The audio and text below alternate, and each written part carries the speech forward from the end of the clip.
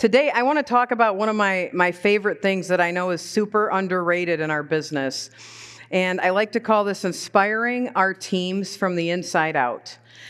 And it's funny that Joe Tallman, who's been a mentor and he's just been such a pillar of the home improvement industry for quite some time.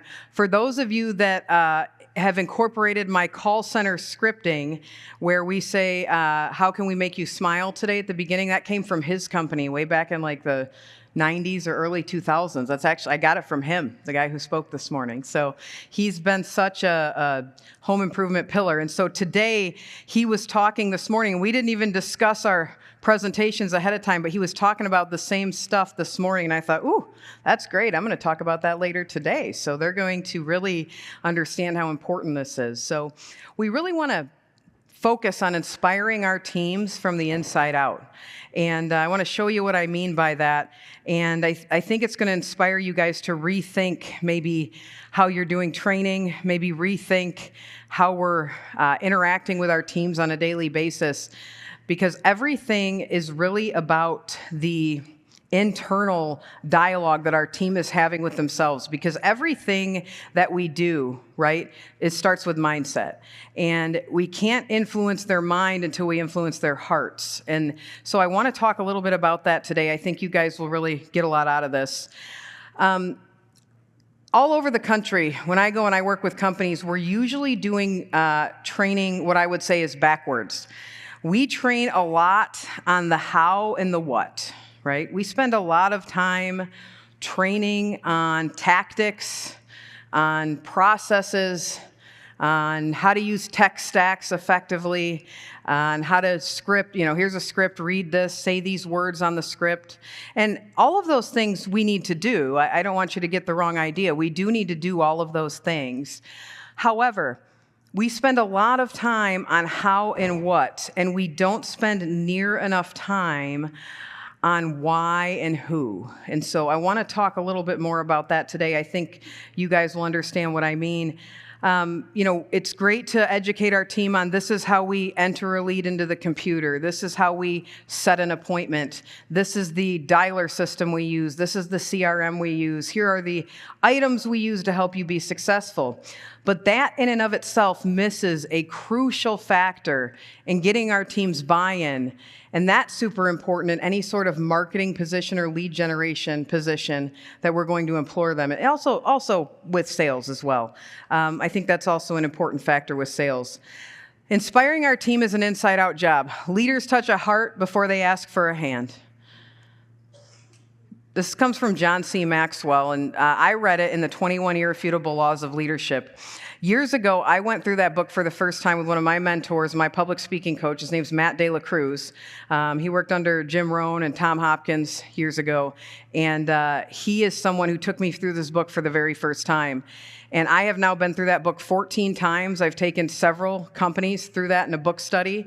And that is a book that teaches all of the 101 leadership stuff. So if you're new to this industry, if you're new to leadership, John C. Maxwell, The 21 Irrefutable Laws of Leadership, is absolutely a staple in leadership. And that's where these quotes come from. He says, you can't move people to action unless you first move them with emotion. The heart has to come before the head. And that's the truth of the matter when it comes to our teams.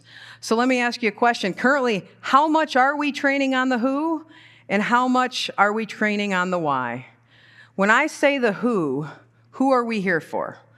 Our customer, right? That's why we're all here. That's why our jobs exist, is because our customers exist. And how often do we go through and teach our team why things are in our customer's best interest? Sometimes we do. But I would say the majority of the time, we don't. And then the why. It's great to hand them a script and say, read this because Megan said, right?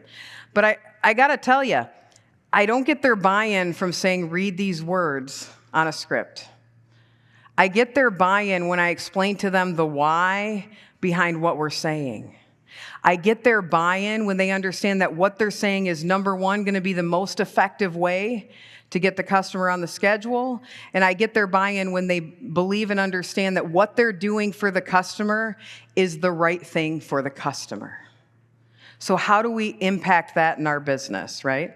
Well, it really starts with a mission and a vision and weaving it deep into the business. One of the greatest examples of this, and I'm sure a lot of you know, another friend and mentor of mine, Brian Gottlieb, wrote Beyond the Hammer. It's a book he has out. If you have not read this and you're in the home improvement industry, I don't know if you've been living under a rock for the past year, but it's everywhere, okay? We are currently in the middle of a book study right now. I have a few companies that are in my leadership book study in the room right now, and we are on pillar number 2 in this book. He does an amazing job in this book of talking about how to start with mission and vision and then how to weave it deep into the business. We were just, my crew we went out to dinner with last night are going to love this one. So we go out to dinner last night in Cleveland, Ohio, taco place. And, you know, it's actually got great Google ratings. When Tony was asking, how do you decide where to go to dinner? I said, they shouldn't ask us that. We just said, Randy picked, right? That was how we decided. Randy picked. And then Randy got blamed, that's the shitty part about picking. You also get blamed if it's no good, right? Poor Randy. He'll never live that down. We're going to let him think about that for the rest of his life. But yeah, so essentially, right, we say to ourselves, okay, well, our mission and our vision can't just be on the wall as a poster, right? That can't be it, my friends. Then it's just cheesy and nobody cares. We've got to take that same mission and vision and we've got to weave it deep into the business. And there's a lot of different ways you can do that. I'm going to talk a little bit, I'm going to give you some ideas on how to do that today. I've got a couple things I go through with new trainees, new marketers that we bring into the business. And I'm going to give you some tools as to how you can do that, how you can get their buy-in, how to get them excited about what they're doing. Of course, you're going to need to put your own little twist on it, your personal stuff that's important to your company, because every company has different things that make them special, right? But we were at dinner last night, and we waited 2.5 hours for tacos.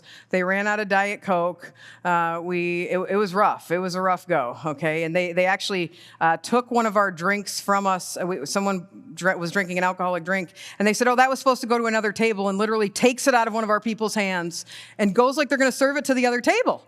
And we're all like, holy cow, this place needs EOS. This place needs some sort of system or process in place. It's a mess here. And the sad part was we walked back to the kitchen and they have the core values on the wall. They had the core values on the wall. And I said, boy, this is a great example of how it can't just be something on the wall, right? And I'm trying to give them the benefit of the doubt. I'm thinking, well, maybe it's a tough night. It's a Tuesday night. They're probably not, accustomed to having all these people in here. But there was just so many faux pas at that point. And I wonder in our businesses, how often does that happen where we've got these great vision and mission statements, but the customer can't see us living it out, right? And why is that? But this is a great book to help us with that. Now, I'm going to give you guys a little comic relief of what happens if you don't weave mission and vision into the business. I've got some great photos for you guys. Are you ready? Here is me at the T-Mobile booth as the T-Mobile guy plays on his phone and ignores me completely. Okay? Here I am standing at the back of his little kiosk inside of, I think we were in Sam's Club this time. And he's just sitting there playing on his phone, ignoring me completely, right? And so it makes me sad because I think they're not invested in believing that T-Mobile is the best possible solution for their customer. Otherwise, wouldn't he be up and talking to people? If he felt that T-Mobile was the best solution, it was going to help every customer that walked by, wouldn't he be on fire to go out and talk to them about it? He doesn't look like he's on fire to me. He looks like he's paid hourly with no incentive. That's what he looks like to me. Okay, one of my clients in the room sent me this picture. Oh yeah, yep, Hunter's having a good laugh back there. So this individual is taking a nap with a blanket inside of an event booth that an owner paid for.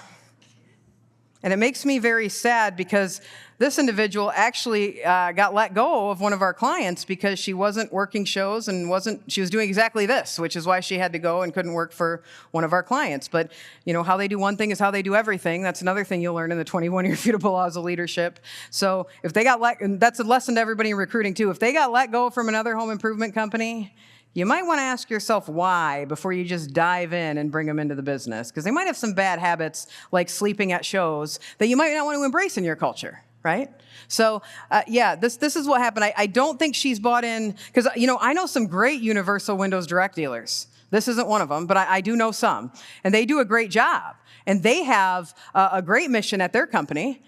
But this one, I'm a little worried that they didn't get the memo, if you will. You guys might have seen my recent good morning memes.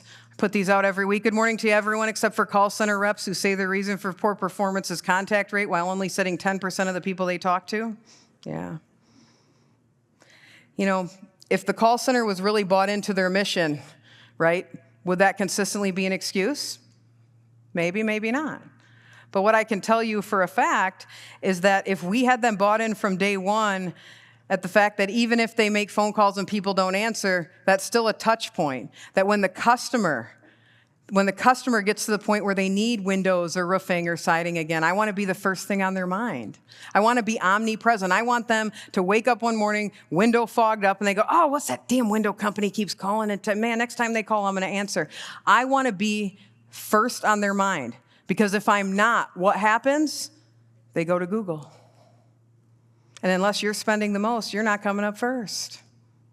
And so I want to make sure we're omnipresent. Our team needs to be bought into every single phone call, whether they answer or not, has a certain value. And there's a reason we're making that call. Even if they don't answer, there's a reason we're making that call. Studies have shown, my friends, that if somebody reaches out online, whether it's Lead Aggregator, whether it's on our websites, whatever it might be, when people reach out online and they say they want something, they're usually planning on making a purchase in the next 30 days. Okay? So we have to continue to call them regularly for at least 30 days. And we still have to follow up with them after that too. But often we make 3 calls. We're like, yeah, they're not interested. Guess they'll call me when they're ready. They won't. You know who they'll call? Google. That's who they're going to call when they're ready, unless you're on top of their mind. Unless they saw a cute little text from you last week and they remembered who you were. Unless you're the first thing they think of when they think of windows, siding, roofing, whatever it might be. Okay? Here's another example of no buy-in, vision, or mission. What breaks my heart is someone left this show and told the owner that I don't know what happened, it was just a slow show. Yeah, I don't know if it's the show that was slow. I don't know if shows and events don't work. I feel like it's this person that doesn't work. So, I just want to make sure that we all understand that these are results that you get when your team is not bought into their mission. When our team is not feeling good about what they do every single day, right? This is what you get. This is a symptom, my friends, of a deeper issue. This is not a separate issue from that. This is an issue. It's like sink and well, okay? We turn the faucet on, no water comes out. We say, what's wrong with the sink? This is a well issue. This goes deeper than the faucet, okay? People are not on fire for your company. They're not an army of lead generators for you because we haven't inspired them to be. And that starts with us as leaders. We can't just blame them, right? Sales team, same thing. Megan, if I could just get some better leads, the damn leads are the reasons I can't sell. Who's heard that before? Why is every hand not up? Don't tell me you don't have a sales rep that's right now texting you about how they got one leg today or how this lead sucks and they can't sell because... Do you know how often I would get sales reps sending pictures of the house they're in front of? Oh, just so you know, this is where you sent me. Well, what happened on day 1 training when they learned that our definition of a lead meets 4 criteria and a lead is an opportunity, nothing more, nothing less? Did we miss that day? Or did we miss that part and it's not part of our training and now we go, oh shit, that's why they're complaining about leads. I didn't set the expectation up front. On me again. The good news is when it's your fault, you can fix it. If we're victims of the leads, that's a tough one to fix. Because there's always going to be leads that are great and leads that are better. But we have to understand that this starts with us. We have to make sure our team understands sales are not contingent on the attitude, or is contingent on the attitude of the salesman, not the attitude of the prospect, right? I get this all the time. Well, Megan, they weren't going to buy right now. Well, yeah, and if we don't believe we're an agent of influence, they never will. So we have to understand all of these things are all inspiration issues, right?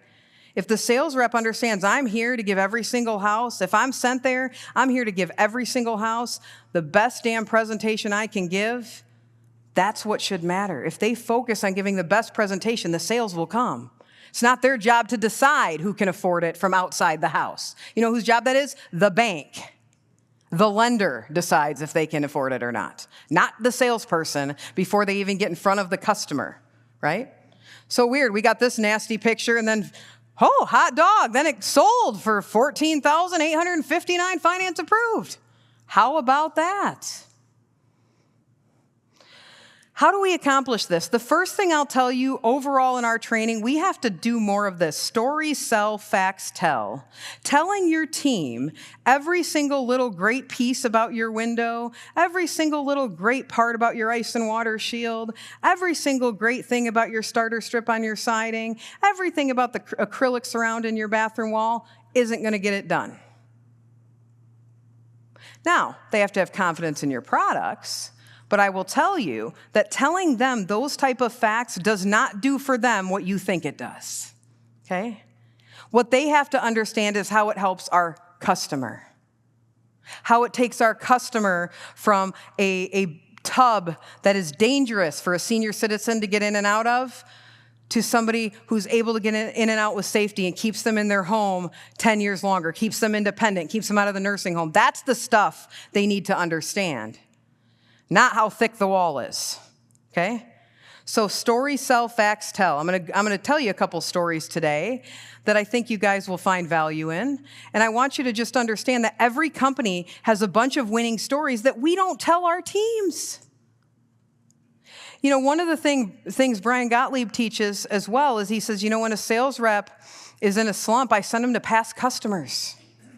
And I send them to past customers because we have to remember why we do what we do, that we have an army of cheerleaders for us out there. And sometimes I need to get the sales rep around them to remember not all customers are like the last 3 homeowners that cussed you out, okay? They're not all like that. We've affected change in a lot of people's lives, and we have to remember the good parts too. But if we never tell them or show them these things, how are they ever going to know? And then we wonder why they're not excited about their job or to come to work every day. And we wonder why, right? It's not how long you've been in business. It's not how long you were founded. Buy-in is the difference between them doing it because you're standing over their shoulder, they have to, and you write their paycheck, and doing it because they think it's the right thing to do and they want to. Okay? I don't want them making the phone calls because Megan's standing over their shoulder, making sure they're going to. I want them making the phone calls because they realize there's a homeowner in here who needs us. And I don't know which one it is, so I got to call them all. And that's why they have to do what they're doing. And we don't talk enough about it. It starts with leadership. Any lead generation department, sales department, installation department that's succeeding, if you go to any company that has a really successful area of their business, you can almost always look at the leader and say, I see why. That's why. Look at them inspiring change in their team. Look at them creating a winning culture for everyone. And we just don't do enough of it. Training needs to be 50% how to do it and what to do, but the other 50%, guys, has to be who we're doing it for and why. And we've got to make sure we cover that on their first day. We cannot afford to wait until they've been here 3 or 4 weeks and then get them bought in. By then, the bad habits have already been established. By then, they've already got rejection from homeowners. By then, they're putting in their notice. We have to inspire them day 1, week 1. They have to understand what they're doing. And it starts with belief. What I will tell you, what I believed, without a shadow of a doubt, when I spent my 11 years at All Weather Seal of West Michigan, that if you needed windows, siding, metal roofing, or doors, and you lived in our service territory, that we were the best option for you, and that I had complete passion behind that belief system. So that meant that every homeowner I talked to them, it wasn't about me forcing them into an appointment. It was that I owed it to them to close them. Because if I didn't, you know who was going to get them? Dale out of jail. You know who was going to get them? Chuck in a truck. Lion Larry. Run off with your deposit, Randy. One of those guys was going to get them. And I knew that if they went with us, they might pay a little bit more up front, but I knew what kind of experience they were going to get. And so that's what we have to do, and we have to transfer that belief to our team. And I don't see near enough of that in our industry. I see a whole lot of read the script and say this. And then we have a bunch of this, which goes along with FUD that Tony was talking about earlier, fear, uncertainty, and doubt, and a bunch of broken mindset and belief systems. They start believing they're a professional botherer because they knock on a few doors and they say, get out of here, we hate you type of guys. Get a real job. Slam the door in your face. You make some phone calls. They hang up on you. You guys just call way too much, right? They start thinking, maybe I'm not doing the right thing for people, right? I shouldn't push people, Megan. I agree you shouldn't push them. In the Tony Hoty methodology, we talk about it's pull, not push. They should never feel pushed. If they feel pushed, you're doing it wrong. You should be pulling information out of people, not pushing things onto them. I believe if people are really interested, they'll approach me at the show. Well, that's an ROI of about 0 unless you're at a home show, okay? They're not going to approach you. They're not going to come up. Can you please sell me a bathroom? Anybody showing event marketing, has that happened a lot in the past? Maybe a couple times at a home show, but other than that, not very often, right? Can't build our paycheck on don't spend that commission, okay? I believe everyone hates door knockers. I believe if people say they're not interested, they just must not need what we have. I believe no one is picking up the phone, so no one wants to talk to me. All these negative belief systems, left and right. I'm the victim of bad leads. If I could just get better leads, I could be successful. Cracks me up. I believe most shows are slow and have very little foot traffic. Anybody get a picture of empty aisles at the show? That's the quickest way for me to fire you. If you send me a picture of an empty aisle, if you're that focused on the problem, you're focused on the hurdle, you're not focused on the opportunity, which is, well, there's 30 other vendors here. Maybe I should be at their booths. They own homes too. There's an opportunity and there's an obstacle. Which one is our team focused on? Well, I'll tell you what, if they're not inspired, they're definitely focused on these ones. If they are inspired, they believe they're an agent of influence. If they have an abundance mindset, which we can influence as leaders, by the way. This isn't they're born with it or they're not. This can be learned. They believe they're an agent of influence. They believe they owe it to people to get our company in front of them. I believe if people aren't interested, I didn't unveil enough need. I didn't believe no one here is interested. I believed I must have missed something. That's what a champion believes, okay? Every time I don't write a lead, because I don't write 100% of leads either. If I walk away from a door and I don't write a lead, first question is, what else could I have done? Would it have affected the end being a set appointment? And sometimes the answer is, yeah, I could have done something different.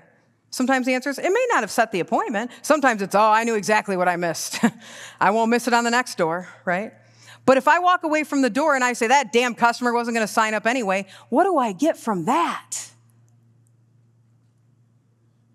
I just reinforce a negative belief. I believe if people exhibit resistance, some people will exhibit resistance, but there's also plenty that are receptive. I believe if people say immediately they're not interested, it's just what they're saying out of conditioning, right?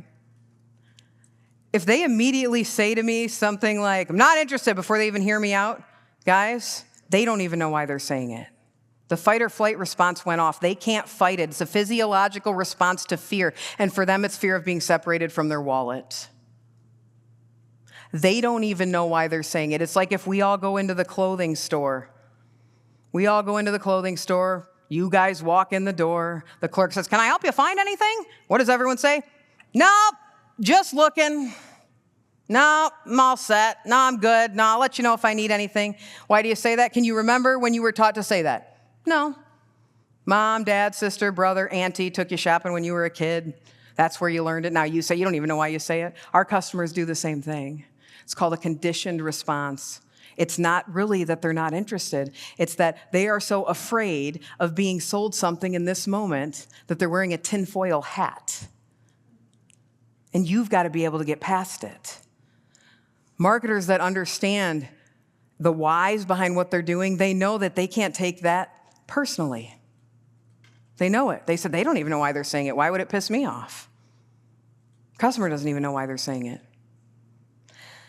I believe I focus on the things I can control, and then the numbers work out in the end. I believe a lead is an opportunity. It's up to me what I do with it. I believe even if a show has low attendance, I do still have an opportunity to set everybody I do talk to, right? This is a great example. We get so many companies with this problem with setting one-party appointments. They can't set two parties to save their lives, and they say, I don't know what's happening. We told them we have to have both spouses. They still don't do it. Over and over and over again. Well, let me ask you, what do you tell your people about why you need both people? Because that's where it starts. It starts in the people on the phone, the people at the show, the people knocking doors. It starts where they believe this starts. So if you say, because I told you so, we only run appointments with two people, it's the equivalent of your parents saying, because I told you so. If you tell them, well, it's because we don't have a chance to make a sale if both people aren't there. Well, when the customer starts saying, I make all the decisions, they believe them. Well, that's our company policy. We need both people. If those are the reasons you give your team, it's no wonder you have so many damn one-party appointments. And I'm not saying you have to require two parties. I'm saying that you'll get a lot more if you ask in the right way and your team understands it's the right thing to do for the customer.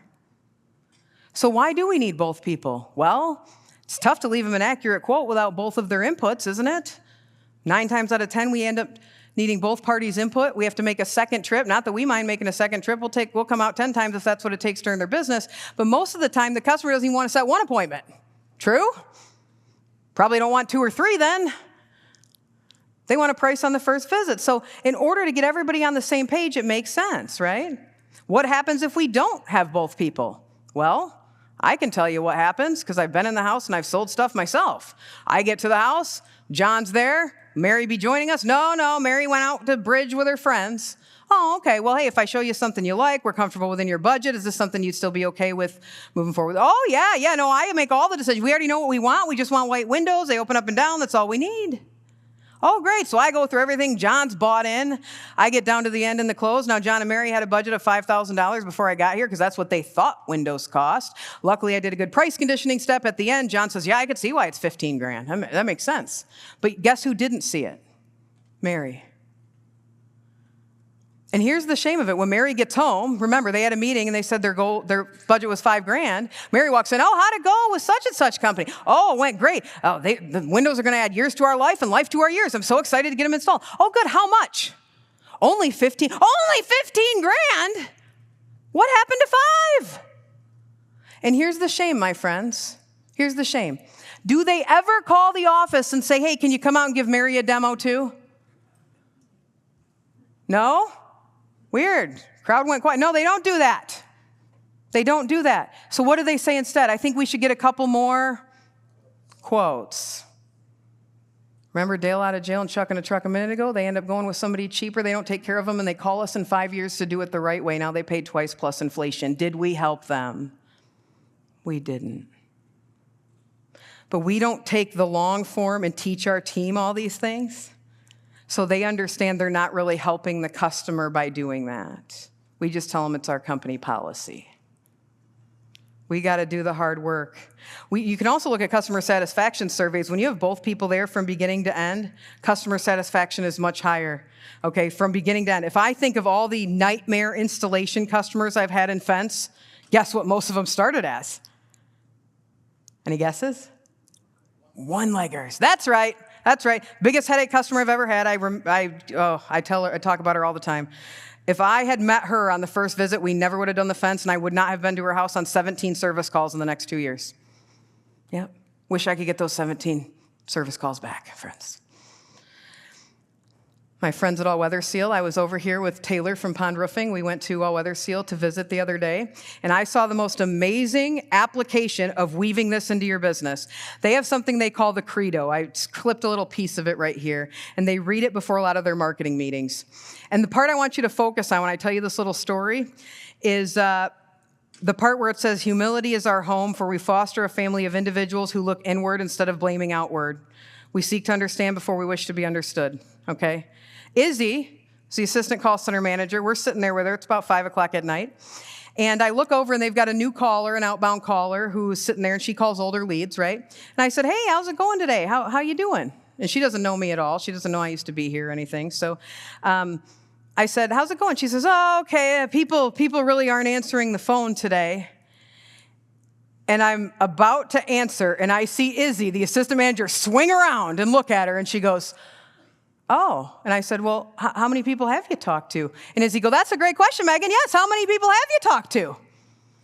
And the girl goes, she gets her notes out, and she starts looking at Izzy goes, the only reason I say that, and she says it very kindly, is we want to look inward at what we can do. We don't want to look outward and blame other things, which is people aren't answering the phone. How many times do we let our call center say, nobody's picking up the phone, and we just don't say anything? Okay? That may or may not be true, but that's not the point. The point is that we need their focus going in the other direction. We need a positive mental attitude. And the moment that their leadership heard that there was some sort of negativity coming on the other end, we swing around and we correct it. And she got right in line, and she's just like, yeah, no, you're right. She got right on board with it, and she said, yeah, you're right. I talked to 4 people. I'm really struggling with them saying they want to wait. I said, oh, great. And so I start coaching her through it. But if we didn't get her to admit that, and we just let her sit there and say nobody's answering, I said, what did you do with the ones you did answer? Then we got to talk about the 4 that she had missed that day because they just want to wait, or they hang up on her and say, I'm not interested. We never get that opportunity. We never get that opportunity if we just settle with nobody's answering the phone today. Slow show. In retail, no one wants to talk to me. I'm stuck on the damn exit fence at Costco, and I just can't get anybody to stop. Okay? So we have to think about that. This is what I talk about. I have a video on my YouTube channel called Marketer Mindset. And I talk about this, who benefits from lead generation? We have to inspire our lead generators to understand that they're problem solvers, okay? And we have to inspire them to see what great good in the economy comes from them doing their jobs. So I'll say, who benefits from it? Obviously the company, right? This is our company, Privacy Fence Company. Privacy Fence Company, will benefit when you write an appointment, right? Oh yeah, Privacy Fence Company makes a little money. How about you as a canvasser? Do you make a little money? Yeah, I make a little money. Great. Who else benefits? Homeowner, right? We've got the homeowner up in the right corner. The homeowner is getting a nice fence project for their home. Who else? Our installation team down in the left corner. They get to stay busy, right, with installs. Our happy customers and our social media presence gets to grow, right? Meaning we're getting more happy customers. How about the neighborhood? Do the home values go up when neighborhoods get improved? They do. So the neighbors are getting a benefit too. But let's think deeper than that, right? What about the people that print our literature? What about the truck drivers that drive our stuff to the office or drive it to the job site? What about the people at the factory that make our products in the first place? What about the lady that sweeps the floor at the finance company on third shift? All of these people have jobs because our lead generators are the wheels of the economy, and we never frickin' talk about it. We talk about the small picture stuff. This is the big picture stuff. We get to give back to the community. We get to do stuff that companies that don't have leads and aren't profitable don't get to do.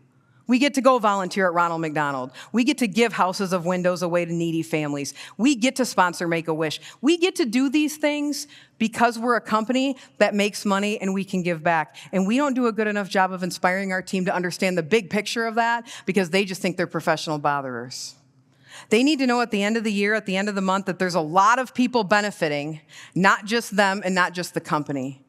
All of these people need them doing their jobs. They are the wheels of the economy, right? Nothing is more American than promoting an honest good or service. Tony Canvassing told me this story a long time ago, and I'll try to hurry up here. I know we started a little late, but Tony told me the story a long time ago. He was knocking doors, and there was a gentleman working under a car, and he dropped his tools, and Tony said, oh, man, I didn't mean to startle you. And he said, oh, don't you apologize, son. I'd much rather have an honest person at my front door trying to sell me something than a dishonest one at my back door trying to separate me from something. Tony said, I was blown away when he said that. So when you hear the guy who complains about the door knocker, I want you to understand it's the same guy saying, nobody wants to work nowadays. These damn kids just don't want to work. They're just lazy, video game playing, screen watching. Same guy that complains about a canvasser trying to earn an honest living, right? They just complain to complain. We can't let them paint on our canvas. That's very small picture thinking to worry about that guy.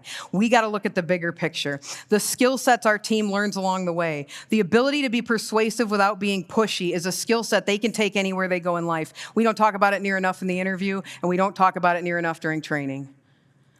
We've had kids go on to become all kinds of great things.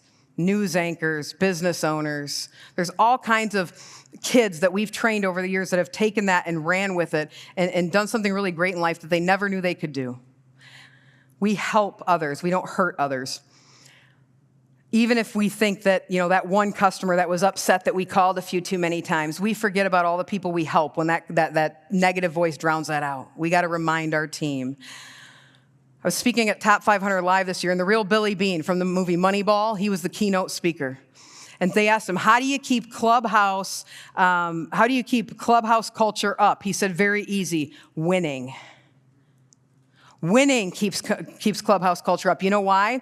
Because if we're on a winning season, these guys will take pay cuts to stay with the same teammates that they won the championship with. He said, on the other hand, if we're losing, everybody's blaming everybody. Isn't that exactly what we do in our business? So a winning team cancels out a lot of this stuff.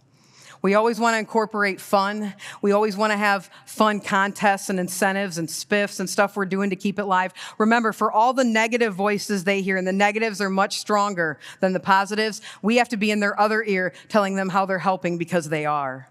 And if you don't believe that, then you should probably go sell something else. Last story, and I'm going to be done. This is a great example of how we don't share these stories enough. So years ago, when I was at All Weather Seal, we had a customer call in and say, we had this window, you guys did this window for us, and it cracked. A bird flew into it, and they told us about this bird that must have flew into the window. And the window was, as you can see, almost completely shattered. And our service guy said, hey, can you look up in the sash and just give us the serial number? We'll order a new sash for you right away because we covered glass breakage. And the customer got up in the sash, opened the window up, and they said, wow, I guess it wasn't a bird. This is what we found. A bullet. So the bullet shattered one of the panes, lodged into the frame, right? And here's the part that, again, we don't celebrate and talk about enough, right? Look who sits in front of the window every day. Thank God whatever marketer wrote this lead didn't settle for call me back next year. Thank goodness whatever salesperson was in on this lead and the customer said, I think I just need to think about it. Thank goodness they gently walked the customer through how they could get happily involved with our company. Because what else could have happened? And this is just one story, guys. Every single company has these type of stories. Senior citizen that fell and broke their arm and was going to have to be in a nursing home. We replaced their bathroom. Now they're safer. We got to talk about this stuff, guys. We got to get our team excited about the good that they do in the world because they have a huge, huge ripple effect. And we don't do near enough of that. Thank you, guys. Let me know if I can help you with anything. And, yeah.